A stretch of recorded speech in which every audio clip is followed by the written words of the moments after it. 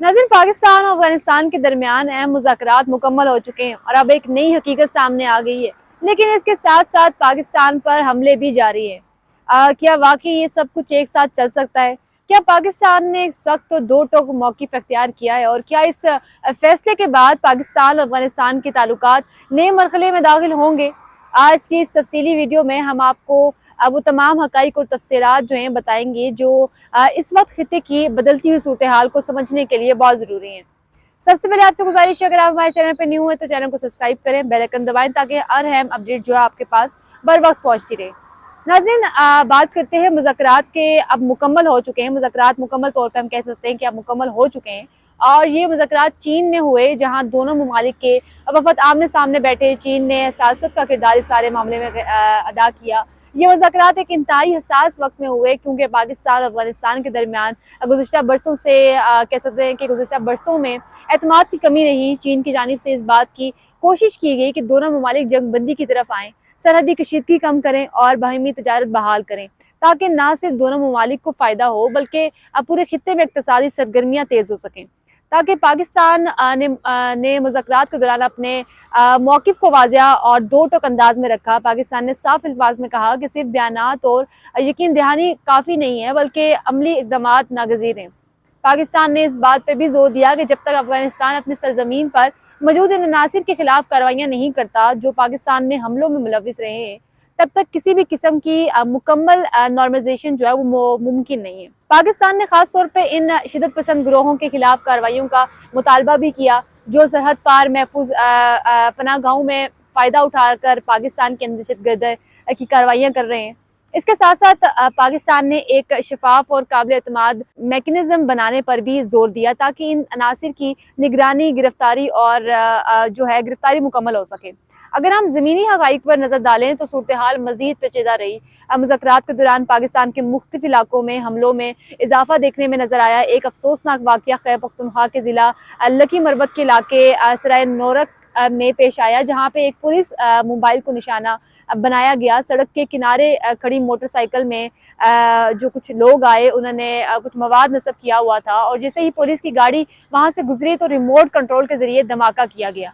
इस हमले में मुतअद्दिद अफराद जख्मी हुए, जिनमें पुलिस एहलकार के साथ आम शहरी और बच्चे भी शामिल रहे। ये वाक़या इस बात का सबूत रहा है कि अमन के दावों के बावजूद खतरात ख़त्म नहीं हुए।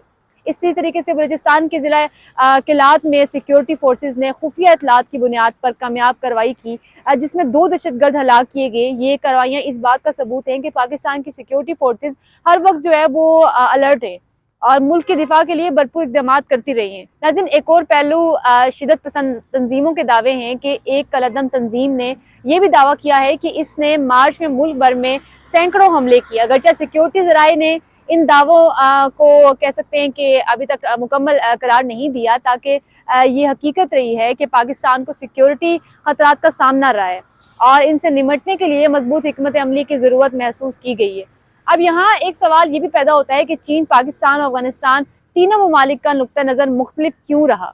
बुनियादी वजह यह है कि हर मुल्क अपनी मफादात और तरजीहात के मुताबिक फैसला करता है। चीन खत्ते में इस्तेकाम चाहता है ताकि इसकी इक़्तिसादी मंसूबे मुतासिर ना हो। अफगानिस्तान अपनी दाखिली चैलेंजेस से निमट रहा है और पाकिस्तान बराह रास्त इन सिक्योरिटी खतरात से मुतासिर हो रहा है। इसलिए पाकिस्तान का मौक़िफ़ सबसे सख्त और वाज़िया रहा कि पाकिस्तान ने यह भी वाज़िया किया कि वो तजारत और बेहतर ताल्लुकात के लिए तैयार है, लेकिन सिर्फ इस सूरत में जब अमन यकीनी बनाया जाए, क्योंकि खून और तजारत एक साथ नहीं चल सकते।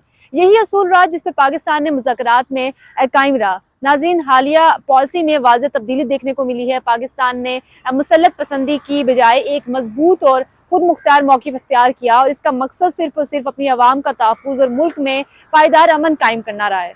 यही वजह है कि पाकिस्तान ने मुज़ाकरात में भी अपनी शराइत के साथ हिस्सा लिया और किसी दबाव को कबूल नहीं किया। आने वाले दिन इंतहाई अहम हो सकते हैं क्योंकि ये तय करेंगे कि आया अफगानिस्तान पाकिस्तान के तहफ़्फ़ुज़ात को दूर करने के लिए अमली इक़दामात करेगा या नहीं।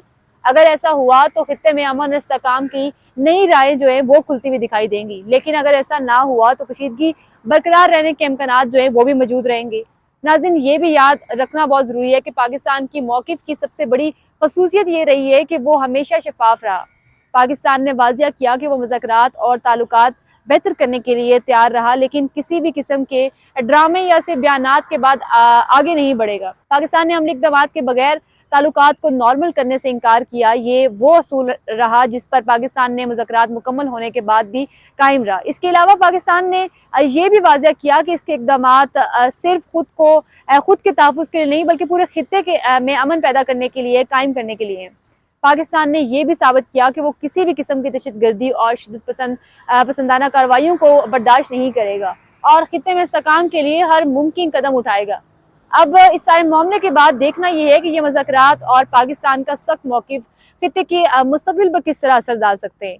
मुज़ाकरात के बाद पाकिस्तान और अफ़गानिस्तान के ताल्लुकात में एक नया तवाज़ुन कायम हुआ है और ये बात वाज़िया हो गई है कि पाकिस्तान किसी भी किस्म के ख़तरे को नज़रअंदाज नहीं करेगा।